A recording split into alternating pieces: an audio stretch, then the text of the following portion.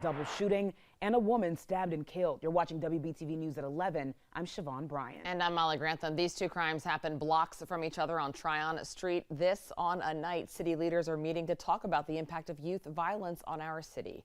Our Ron Lee live in West Charlotte now with more. So Ron, let's be clear. We don't know if juveniles were involved in the double shooting or the stabbing today, but it makes the point we have a violent crime problem. It has been a very violent 24 hours here in Uptown Charlotte with two major crimes injuring and affecting several different people. And Charlotte city leaders were out tonight trying to figure out a way of how to shut that violence down. There's just a lot too much of this kind of stuff going on. Eileen McElroy has been living in the Uptown area for years. She says she's seen a lot of change, but not all for the better.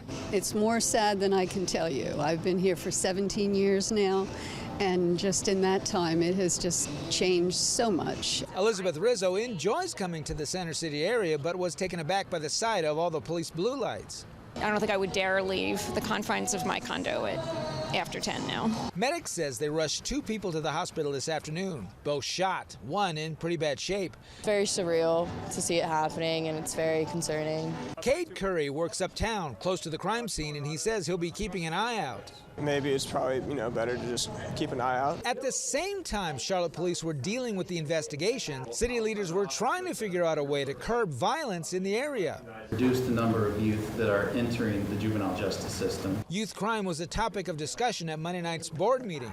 Violent crime has skyrocketed among those under 18 years old, with 10% of repeat offenders committing 80% of the pre-adult crime in Charlotte.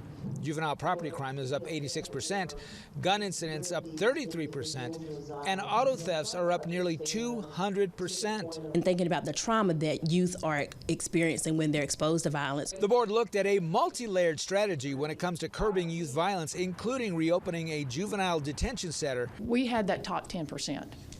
That was 385 juveniles that were committing those 3,000 plus crimes.